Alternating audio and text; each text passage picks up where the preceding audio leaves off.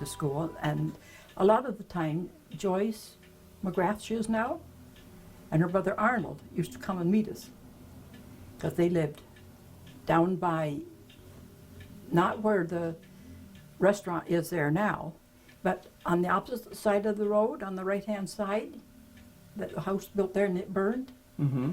And then they lived where, it's not the Loons Call, it's the other place. I don't know what they call it now. Because the Loons Call is the other side of it, between the school and where Verna Young used to live. And Inga and George, Right, I remember Inga and Werner. or Warner George, yeah. Yeah, Werner. Yeah, lived. Okay. Yeah, and they lived there, but they always used to come and meet us, Joyce and Arnold. And she's Joyce McGrath now, that lives in the old school. They bought the property. Like her husband Roy was a minister, a United Church minister. And they were very good to us to come and meet us younger kids. But then there was, it was kind of neat going to school there, because we went to school with all the Swaggers, the Indian family, that lived in back of where Smarts Marina is now. They lived back in there, and there was quite a few of them. And then where, you know, Fortier's living on the road going towards the cemetery. Well, down there to the right at the foot of the hill, there was a big house there that's been torn down. Was a Perry's lived there, this Jim Perry and his wife, and their family. Son Carl and sisters and them came to school there as well. Okay. You know, I know, like Carl, yet to this day, like he still comes to Twin Cedars. Yeah, and his daughter's a good friend of my daughter's. Yeah. So you had to walk Well, 2.5 miles, they figured it was, to school. So can you describe like a typical day? What time would you get there in the morning, and did you have to do chores in the school? No, they had a caretaker. The Perrys did that, like those Violet and Wilfred Perry, like June and Norval and Laurie and them, also came there to school. And then a bus brought Donnie Salmond and John Fleeler and his sister Berna and them people from down that way out to school there. And the Browns, Ronald Brown and Barbara Brown and him, yeah. How many grades would have been together? All 8, from like grade 1. There was no kindergarten. You went from grade 1 to grade 8 there. Yeah. And there for a time, there was about 35 kids at one time. And how many teachers? One. One teacher. And who was the teacher? When I first started, her name was Muriel Hunt. She'd be the granddaughter to the Dr. Hunts that were in Marlbank and owned the property back towards the hydro line down here. And the same as Michael Hunt that has the real estate. Okay. It would have been a relative of hers. She taught there for many years. And then we had a new teacher come, and her name was Miss Philpott. And she married Eddie Perry, because the Lily Perry and them owned the Myers Cave at that time. And she was there for a time, and then we had had a changeover of a couple of teachers there for a spell. And one woman's husband was right into music, and he had us singing in competitions and stuff, and used to load us all in the car and take us to down to Lily Perry's to practice with the piano down there and sing. And we went in competitions against Arden and Mountain Grove and all the other schools, and we won the trophy. I don't know what he ever did with it, or where it went from the school when they started closing them all, like for singing stuff. We had a lot of training in that respect. But it was always fun. We always had lots of kids that choose teams and have baseball games and stuff like that, you know. And then Arbor Day, we cleaned the schoolyards ourselves, raked it, the acre of ground, and cleaned everything ourselves. And in the wintertime, we always had, you had to carry the water, and we'd always have water on and make hot chocolate, you know, things like that.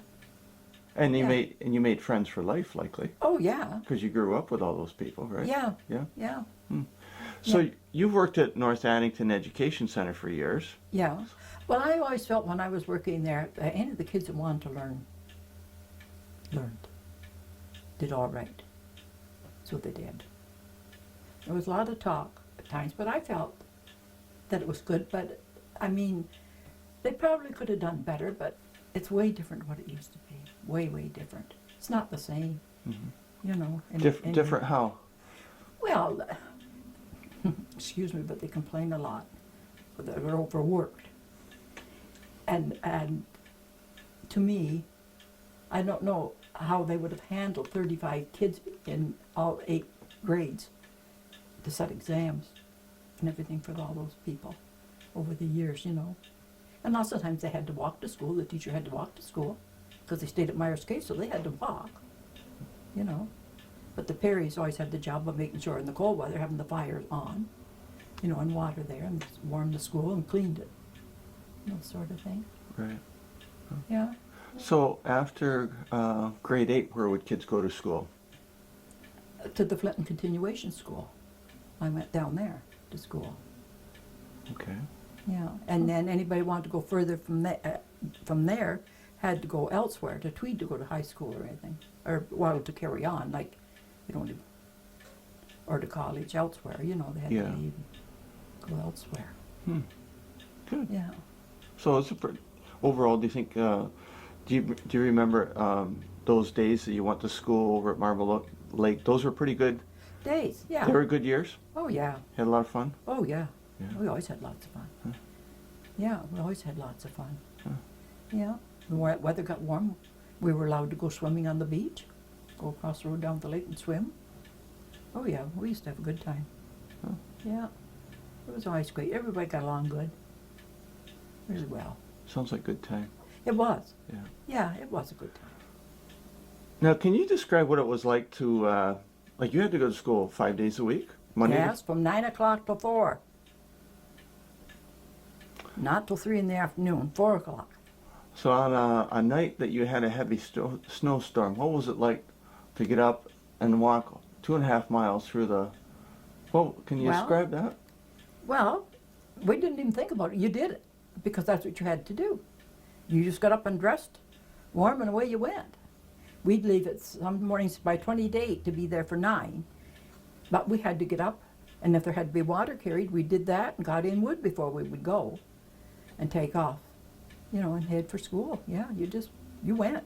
And there was times we walked in the rain, too, you know. And we didn't have the raincoats they have and everything now that they have now, you know. Mm-hmm. Yeah. Did you ever ride, did you do much, did you ever ride your bikes? No. No? And we never had a bike. Clarence was the only one, my brother, that had a bike when he got older. Oh, I see. Yeah. Huh. Yeah. Let's talk about the farm, because can you tell me kind of the history of like when your mom and dad came up the area? Was it your mom and dad? No, it was your grandparents that were the first settlers, right? Yeah. Can you tell me about that one, approximately when that was and how that evolved, how they were given the free land, but they had to do certain things? Well, I don't know what all they had to do, but they did, like, built the log house, my great-grandparents. And the old part of the house was log. And then they built onto it. Then after Dad and Mother got married, they got married in 22, so it was built onto. And then a summer kitchen built on after that, after the living room and 2 more bedrooms were put on. And, but I mean, I don't know. You had to heat with wood. You had no choice. We had to carry water, you know. Mm-hmm. And you grew all your own food? We grew all our own vegetables, oodles of vegetables, and put it in the cellar. You know, in the fall we even would have cabbage in this cellar because it was cool. There was like a spring-fed floor in it. It was always cool down there. We could actually, in the middle of July on a hot day, make Jell-O one day and put it down on that floor, and we could have it the next day for lunch. It would be set.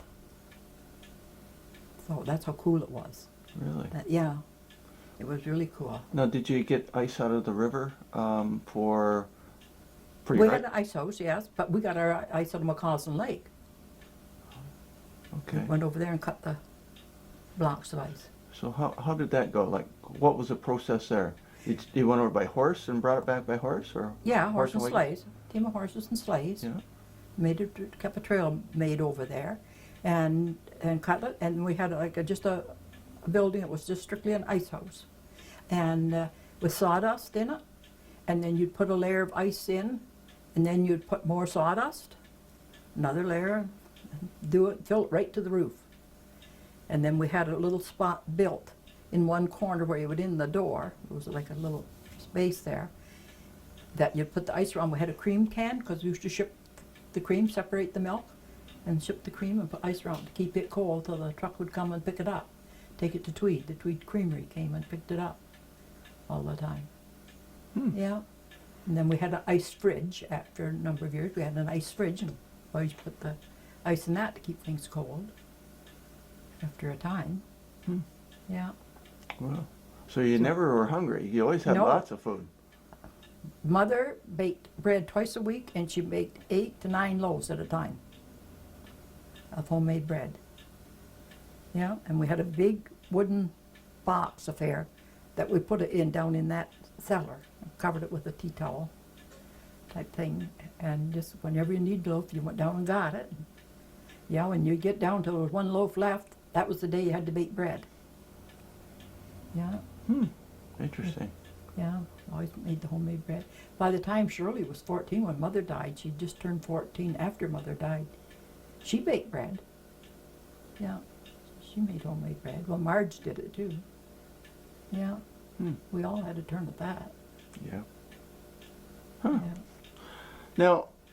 Now, John Bolton told me that the Gatineau hydro line out here was built in 1927. I think that was in an article. But Cloyne didn't get hydro here till about 1939 or 1940. Do you remember it? Yes, they had their hydro camp set up where Gwendolyn Rennie LaRue's house is now. They had big tents set up, and Gerald's mother actually, because Gerald and I got married in 49, she boarded some of the guys, some of the head guys at that time. That was with that crew when they put that other line through, the last line through. Yeah. Yeah. And how long would it take for them to build that line? Oh, they were there all year down here for a year. That Gerald's mother boarded guys that first year that Gerald and I was married, yeah. She had guys the whole time. But that was quite a time period by the time they built that to actually getting hydro in Cloyne. Oh, yeah. And when did you get hydro at the farm? We never did have hydro in there. Oh. We never did. Oh, okay. It would have cost too much to brought it from the road in. Like, that's about 3 miles in. Yeah, that's right. Yeah. Huh. So Yeah. that was pretty exciting time, so to get hydro in Cloyne, right? Yeah, yeah. Yeah, it was. What was it like? Did everybody get it at once, or was there a first person that got it before everybody else? That I can't tell you. I don't know. Huh. But I know when Gerald and I got married, they always called it the hydro house down there here at the end of Cloyne, where the McCallums lived. That was over the area, Alec McCallum. And then they brought a second man in who was Alex Robertson that built the house where Harvey Brooks lived. There. Yeah. So when this house was built in 50, I mean, the hydro was here. Well, Gerald's mother had hydro when Gerald and I got married, so yeah. Huh. So I'm not sure on that though. Okay. For sure. And when in 1950, Highway 41 was built then, right? Mm-hmm. Was it pavement? No. Can Or you was it? No. Or was it? I forget. can you I think it remember was. this? I think it was. And it got changed when I was a kid. They straightened it up along the Masna because my dad was an engineer and he worked they had boilers or something, whatever they were doing when they put it across around like Tappan's Bay area. He worked. I remember him working up there years ago. So he was an engineer, and did he work for the Ministry of Transport back then? Well, I suppose I don't know who it was for, but where Yeah. they were building the road, so he was Hmm. worked up there for them. So you can remember 41 coming through Cloyne here as gravel. Yeah. Yeah. Yeah. Yeah, it was just gravel. And like my great grandfather was a butcher. and Grandpa, and they lived down Napanee Way for a time. That's where Grandpa and Grandma met and got married. When they started logging back at the farm, way back in around what they call the Big Dipper area, they would bring with horse and wagon stuff from Napanee into that camp in there. And that's how Grandma met Grandpa, coming through with his father through bringing supplies, and he butchered the beef and stuff for them for that camp in there when they were working in there. Yeah. Wow. That'd be in the 1880s. Because Grandpa and Grandma got married in 1893, I think it was. Okay. Yeah. Times were quite a bit different back then, weren't they? Oh, yes, I guess so. But that's like us on the farm. We always grew our own pigs. They had the pigs. Lots of years you'd have to buy them in the spring when they were small. People had them and raised them. And we always had a beef that they always butchered a beef every fall at the farm. We always had lots of chickens because there was always one hen would go and hide her nest out around one of the hay fields, and then all of a sudden the old chick, she'd come back to the pen with her brood with her. Grandpa used to by times get disgusted with them with that, but I mean, lots of times they were Sunday dinner. Some of the old hens, you know. Time and time again, yeah. Yeah. Good education for kids so to grow their own food and know how it's grown, right? Because Yeah. that's gone now. Oh, yeah. People I think, mean, we had everything, like we grew all our potatoes enough to do us one year to the next. And used to, the carrots and beets, the extra that were left and that hadn't been canned or done anything with, they took them in that cellar, and you put dirt down and then covered them with dirt, and they would really save well all winter long. That you could bring them up. And the cucumbers, we had a great big barrel, and it must have been over 3 feet tall. We picked this one size of the smaller cucumbers and put them in there in a salt brine, and then in the winter when you wanted sweet pickles, you go down and get a pail of them and put them on and cook them a bit and take the salt out of them because it would have been awful salty, and then put your brine on them and had sweet pickles. Do up maybe 8-10 jars, whatever it would be in a pail full, an 8-quart pail, and make up sweet pickles. Just like fresh that way. Wow. Yeah. Pretty neat. Yeah. Huh. And because Doreen Howard, one of her relatives, had written, maybe you saw the thing that she wrote, they wrote up, and she talked about putting the pork in the barrels, you know, and having salt pork. Like we did that, but we also had a smokehouse that they used to smoke the ham, some of the hams and stuff. It was really good. But too, when the hens were laying good, we had another big round crock and yay deep. You'd put a layer of salt. You bought salt by a 50-pound bag, and you put salt in the bottom of that so deep. And then you take eggs and stand them on their end and made sure that none of them were touching in that salt. And then you put a layer of salt over them, and then you put and fill that crock that way with eggs. That in the summer when the hens, what they called it, molting, they wouldn't be laying, maybe just the odd one.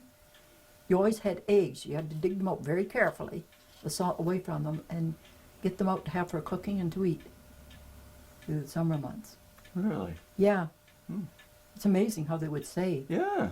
In that salt. I never heard tell of that. Well, a lot of people haven't, but we always did that. Mm-hmm. I can remember us.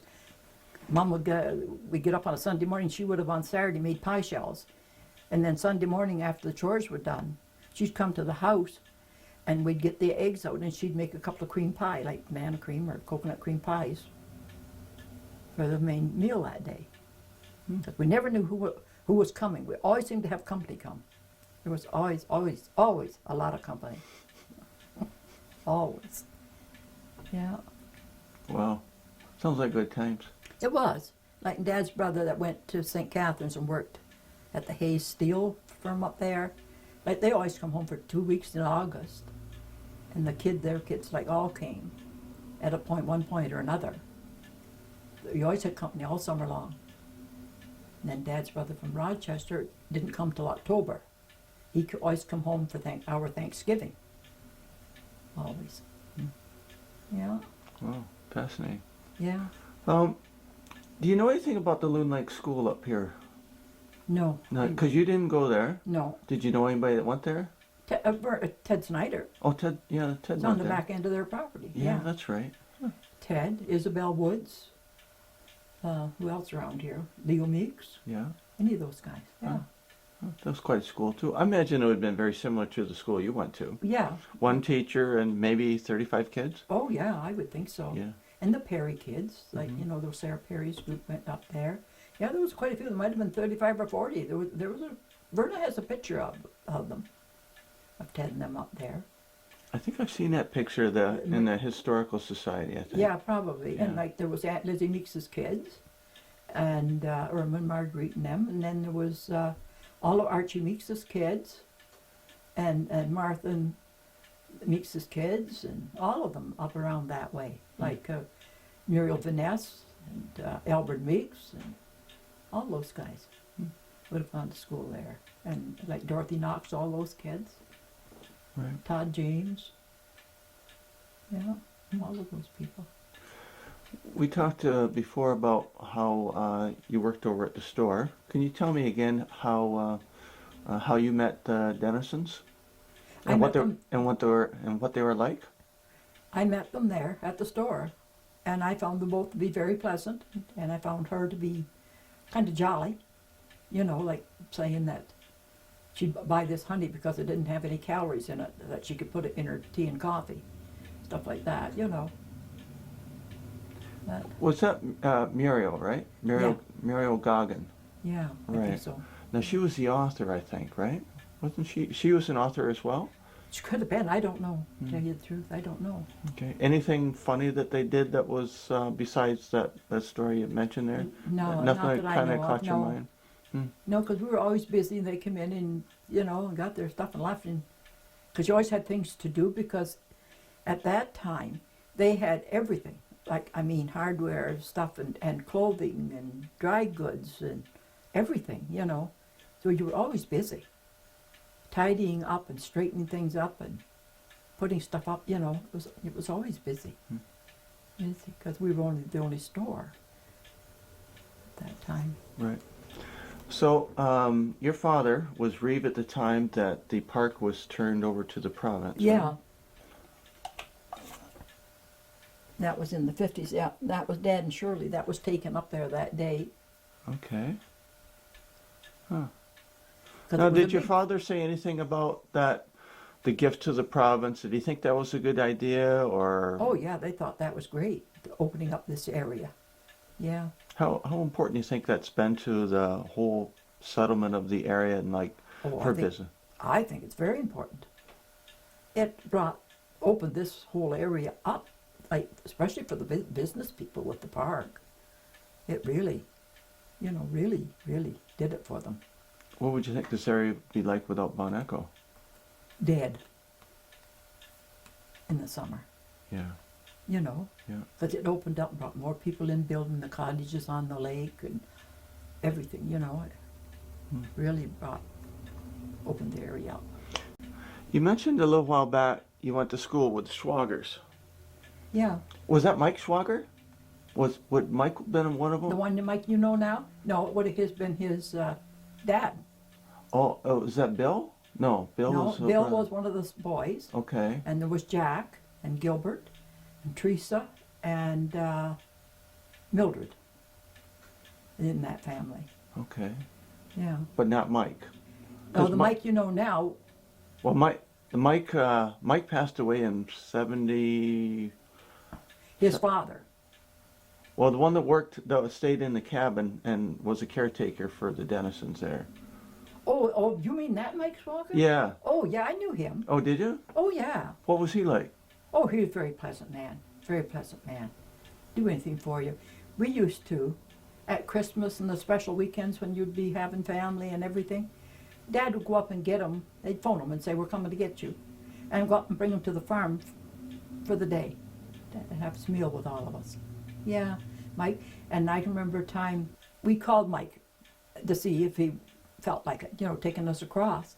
And he said, sure. So I drove and took Kay and Ida with me. And we went up there and went down with the boat. He took us across just below the what do you call it there now? Narrows. The Narrows, yeah. And he took us across, and we told him what time to meet us. Then we got up there and got picking berries. We filled everything we had and come back out to sit down to eat our lunch. And we thought, well, I wonder what time is it, you know? After a bit, the whistle blew up at Sawyer's Stool, because they had a whistle up there at the sawmill. Well, then we knew it was 12 o'clock, and here we're all done picking berries and sitting there, because we told Mike not to come back, I think, till something like 2 o'clock. So we had to just sit there and wait till he came across to get us. Yeah. Now, how old would he have been then? Oh, he was getting up in years. Yeah. Yeah, but I can remember Dad going and bringing him to the farm for Christmas dinner and Right. stuff like that. Now, when you went up to the rock, up picking blueberries, there used to be a steel staircase, but that was gone by that point. Rope. It was rope. It was a rope. The one Ladder. A rope ladder. Yes, it was a rope ladder. My brother, when he's 15, 16, 17 years old, if we didn't think we had enough hay at the farm, because they owned the property in at Campbell's Bay, where John Bolton's cottages are now. They owned all that farmland in there, a whole lot of it. And they'd go up in the summertime and cut all that hay up there and everything. And Clarence, my brother, would walk the horses up through McCausland Lake to Buck Lake Dam and cross the dam with the horses and go through the woods up there to cut hay. And Dad would go up with the boat up the lake. And in the winter time, before winter got set in too badly, if they thought we weren't going to have enough hay at the farm to feed all the livestock, the younger cattle and one cow that might be milking yet, they would take them up through the woods up there, and my brother would go up there and stay there all winter with those animals and milk the one cow to have milk and skim the cream off it. And every weekend he would walk out onto the Barnacle Rock and come down that rope ladder, and Dad would go and meet him to bring the cream down and to get food to take back. He'd have to pack it back in a big pack on his back and take it back there, and he'd stay up there all winter. Dad worked up there for years, and Gerald did too when we were first married. Oh, yeah. He worked there. And he was always, Gerald at one time, there were several of them, that were on the gang that would have to build the ice roads, go and water the roads to build ice roads so that they could get the logs and stuff out of the bush. And they'd have to do that at night. Yeah, they'd do that at night. I wonder why. I guess that's what they build them up, so they'd be fit to travel on the next day without sinking to the bottom of the snow. Yeah, I guess you'd have to make it allow time to freeze hard. And then water them to. So you said it was Gerald that helped with that? Mm-hmm. Really? When we were first married, yeah. Wow. It was him and I think it was Alvin Mills, Aunt Louise Mills's oldest son. Because he'd come out here, she'd bring him out here, and he'd go up with Gerald that night. They'd leave after our evening meal and go up there and work the night. They moved at one time the planing mill to Caladar. Yes. Was Gerald ever involved in the trucking back and forth on that? The logs? Not till later. Did he drive down back and forth? Not too much, because he left there and went to work.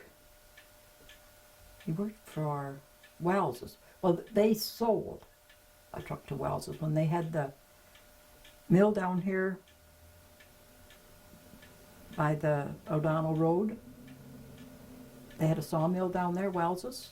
Okay. Just the other side of where Irene Journal's house were, in that area. They had a sawmill there. And when Gerald was driving for Sawyer's Store, they sold the truck and things to Wells's, and Gerald went with the truck that time to work for Wells's then, because they were starting to close things down up there. I forget what year that would have been. And Dad was the engineer firing their boiler and things down there for the mill at that time. And Wells's had a bunkhouse and a kitchen that they cooked the meals, and a lot of men stayed right there through the week, sort of thing. Mm-hmm. Yeah, and Gerald, it was while he worked for them that they switched from the smaller trucks to the transport type truck. And Joe's first trip driving a transport was to Montreal, of all places. Oh my goodness. Yeah. Hmm. And Alan Meeks was driving at that time too. And they had Wilford and Del Freeman. She was the cook there. And that was the first year Joel and I were married. And if she took a day off, I cooked for them that day. In my early days. Mm-hmm. Yeah. Hmm. Yeah. Interesting. Yeah. That was a long time ago. That was in 1950. Yeah. Yeah. Yeah. We're almost 60 years. Well, 60 years ago now. Yeah. Yeah. Time Yeah. flies. Yeah, it does. Yeah. Huh. Yeah. Good. Anything else you can think of that's kind of good story or?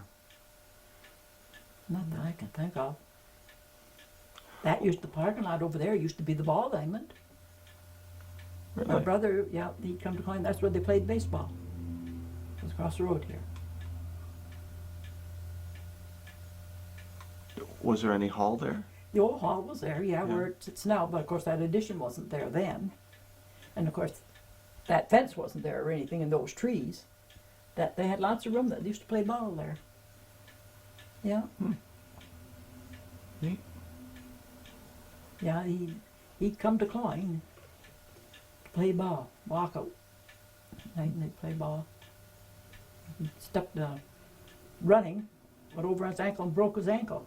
I'll never forget that. That was a long time ago. Years and years ago. Before he went in the army. A lot of people have a time in their life that they remember as the best years. Like for me, when I was growing up, the best years for me is when I started over here at North Annie because I just had a good time over here. Yeah. Well, it was Janet and I were in the same class, and that was just a good class. You know, we had a lot Yeah. of fun. And Kevin Patterson. Oh, gee, yeah. Oh, I remember Janet and Kevin used to get together and do projects together sometimes, you know. yeah, Yeah. yeah. Is there a special time in your life that you thought those were the best years, or that was when you had the most fun? Was it when you were in school, or was it? Oh yeah, it was when I was in school. Yeah, Yeah. Hmm. Oh yeah, those were good years. yeah. Yeah, it was good. And then of course when we went to the continuation school, you met a whole lot of new people, you know, Mm-hmm. that I still know today and see a lot of. You hear from some of them. And what was that school like? Because I don't know very much about that school. How many teachers would have been in that school? There was 3 rooms, 2 classrooms and a science lab, and then the big lunchroom area. No, it was good. And then we had a music teacher come in, Arthur Carter. He was married to Earl Davison's sister, and he taught music. Hmm. Yeah. Yeah. And how did you get from here to there? Was there buses? Uh, Or from, that- because you were Daniel still Meeks- living in Cloyne, right? At the head farm. Yeah, Yeah, how did but you I get come up? out and stayed with Aunt Maggie Snyder. With Oh. Ted and them, I stayed with them all week. And the bus, well, it wasn't, well, for a time, it was a bus that came from Denby, Okay. brought us to school. Hmm. And he used to run once a week to Tweed, or twice a week to Tweed, Okay. the bus line. And then it went from that to Harry Meeks with his dad's car driving us, gathering us up. There was Beatrice and I, and Hazel King, and Phyllis McNulty, the minister that was here at the time, lived in the parsonage here, Sheila Levere, Eunice Hawley, and Alice Kerr. We all piled in that car and took us to Flint school. Yeah. Somebody had sat on the other guy's laps even, like there were so many of us. Yeah. Huh. But the buses came from Arden.